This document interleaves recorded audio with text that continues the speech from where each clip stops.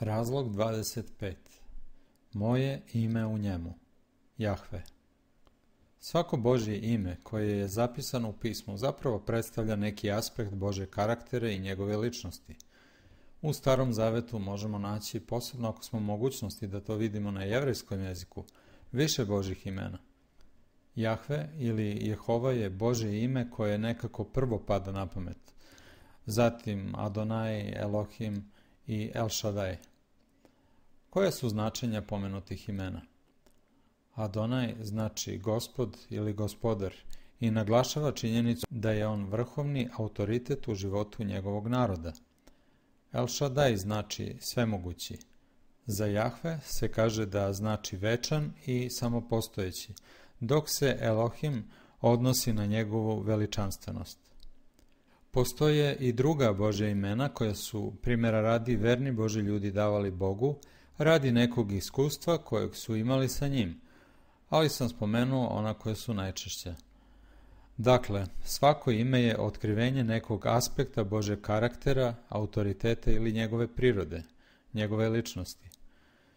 Iako se često neka od Božjih imena koriste da bi se opravdalo verovanje u trojedinog Boga, nijedno Božje ime nam zapravo ne govori o tome da je Bog skup od tri ličnosti. Uzet ćemo za primjer ime Jahve.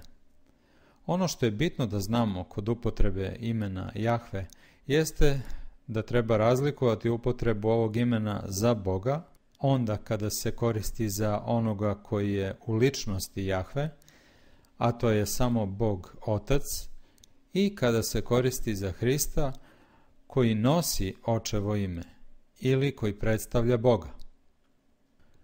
Kao što verovatno znate, u Starom Zavetu se za Hrista kao posrednika između Boga i ljudi često koristio naziv anđela ili anđela gospodnjeg. To ne znači da je Hrist anđeo ili stvoreno biće, već da je vesnik i onaj koji nosi Božju poruku ili koji predstavlja Boga. Upravo je to ono što nam može olakšati razumevanje zašto je Hrist i nazvan Jahve, a da sam u ličnosti nije Jahve.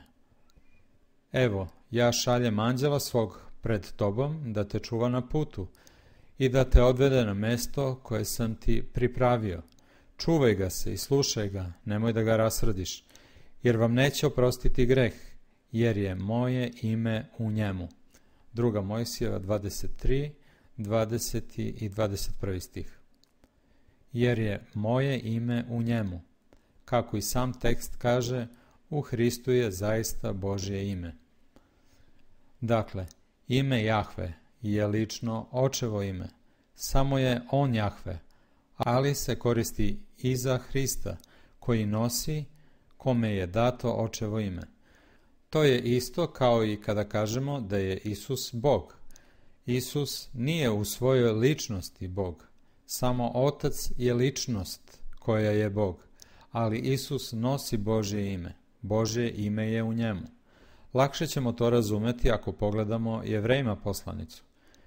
I toliko bolji postao od anđela, koliko preslavnije ime od njihova dobi. Jevrejima 1.4. Ova reč dobi ili dobio je u originalu naslediti ili nasledio. Ovdje vidimo da je Isus primio određeno ime putem nasledstva.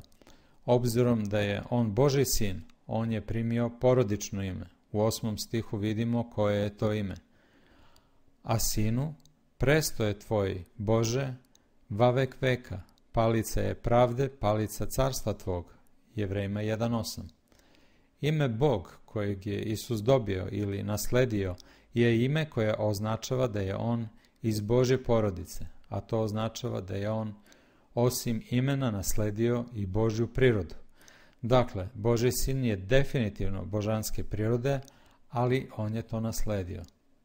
U svakom slučaju, već smo govorili o Hristu kao Božjem sinu, sinu koji je rođen i kojeg je Bog poslao na ovaj svet, ali iz pisma ne možemo vidjeti da ime Jahve znači da je Bog trojedini i da se sastoji od tri ličnosti. Upotreba ovog imena za Hrista također nikako ne označava da je on u svojoj ličnosti Bog, već kao što smo objašnjavali na početku serijala, on je u svojoj ličnosti Božji sin, dok je ime i prirodu Boga nasledio od Oca. Božje ime Jahve se često uzima kao dokaz da je Hrist večan i samopostojeći, pošto se značenje ovog imena tako tumači. Obzirom da se to ime koristi za Hrista, dolazi se i do zaključka da je on suvečan sa Ocem i da prema tome on nije doslovni Božji sin. Ali ovakvo rezonovanje nije biblijsko, jer se protivi ostalom delu pisma, koje svedoči da je Hrist zaista Božji sin i da je naslednik kako Božjeg imena, tako i Božje prirode. U sljedećem videu ćemo govoriti nešto više o terminu koji označava da je nešto večno i vidjet ćemo da li taj termin zaista znači koegzistenciju sa Bogom kroz sva beskrajna vremena u prošlosti, a i u budućnosti.